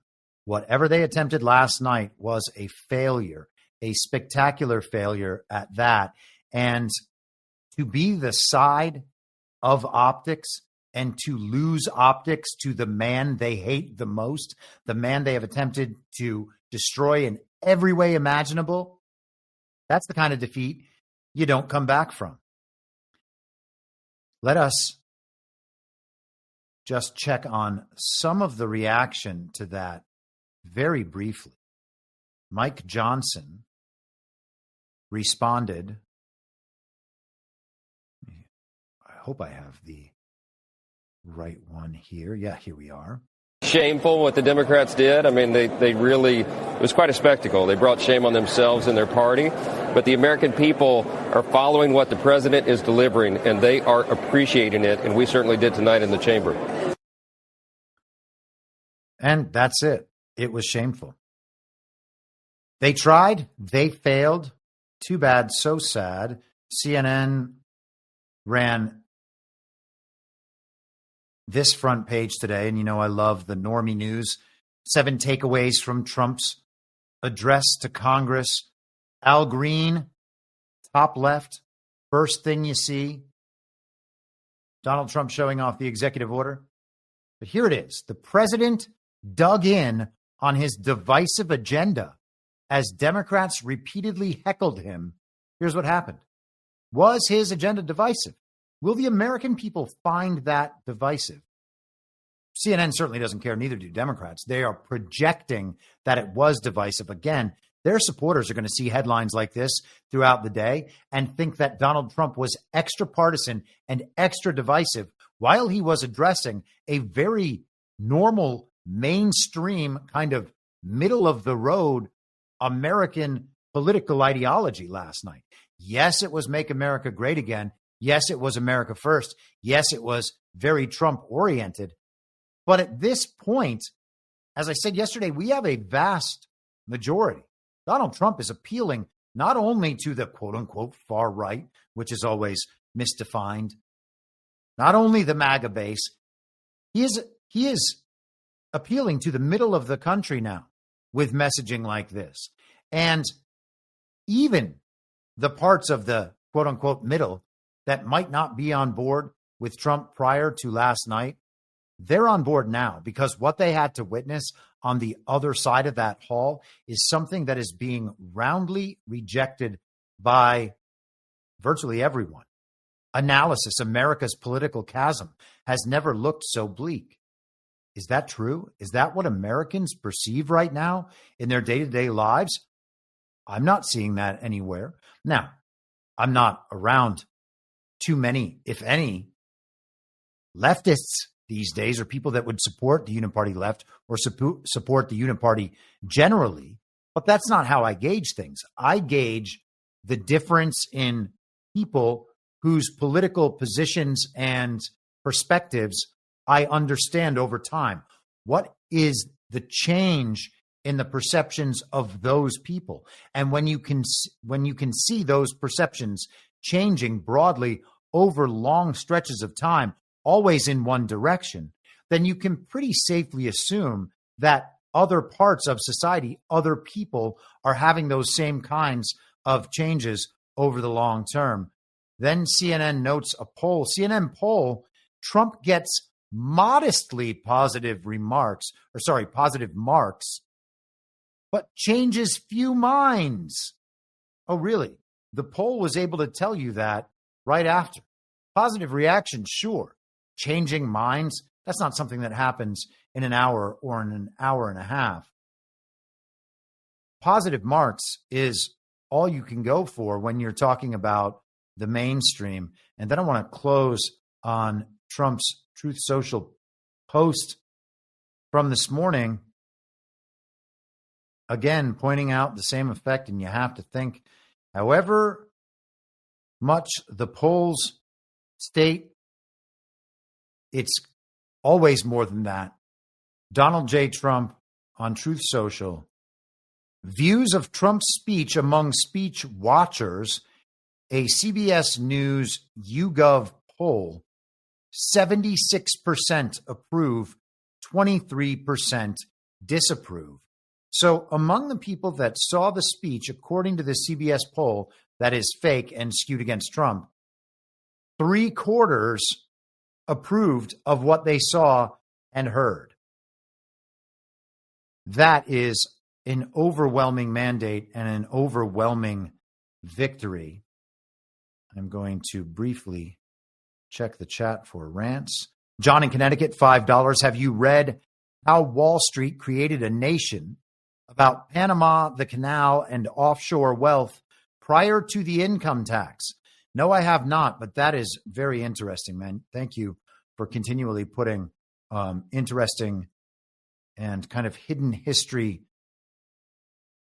ideas and books and content creators in front of me. Thank you very much for that. We're going to do one last Rumble ad here before we get out of here. This is for Sticker Mule. Are you ready to show your support in style? Sticker Mule has a fantastic offer just for you. For a limited time, you can grab free Trump stickers. Yes, you heard that right, free. Whether you want to decorate your laptop, car, or office space, these high-quality, durable stickers are perfect for making a statement. Just imagine how great they'll look, and they're super easy to apply.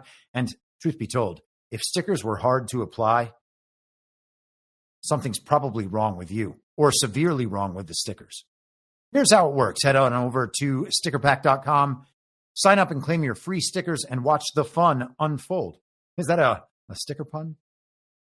Don't miss out on this exclusive offer. Stock is limited, so act fast. Spread the word and let your voice be heard with Sticker Mule's awesome stickers. Once again, visit stickerpack.com today and grab your free Trump stickers before they are gone. Perhaps they will disappear, or perhaps the stock will be exhausted, or perhaps they'll just stop making them eventually, someday in the future. And with that, I will see those of you who are attending GART in Las Vegas this weekend. Others, I will see you in the virtual streams online. Beyond that, I will be back on Monday at the same reasonable time on the Same Reasonable Podcast Network. I don't have a network. Masks and lockdowns don't work. They lied to you about a pandemic, and Joe Biden was never president. Well, what? You know who I am, don't you? Well, you ain't Fiona Apple, and if you ain't Fiona Apple, I don't give a rat's ass. What's wrong with being an angry prophet denouncing the hypocrisies of our times? What do you think, Max? Do you want to be an angry prophet denouncing the hypocrisies of our times? Yeah, I think I'd like to be an angry prophet denouncing the hypocrisies of our times. It's not true. It's more true than I would perhaps prefer. Can we stop this cruel game and allow the boy to keep one shred of dignity? For God's sakes! I can't stand to see him in all this pain! You vicious bastards! Let him move in with you! Is it so bad to see somebody happy? So just let him move in! For the love of God, let the boy move in with you! Good Lord! And I will not let you down. We do a little trolling. It's called We Do a Little Trolling. What? In my mind, that's the end game. If you're listening for free and would like to support the show, the best way to do that is by signing up for a paid subscription at imyourmoderator.substack.com. You can find the info stream over on Telegram at t.me/veryreasonable. The merch site is cancelcouture.com, and for all my other links, you can visit linktree.com/imyourmoderator. and I'll see you soon down on the range.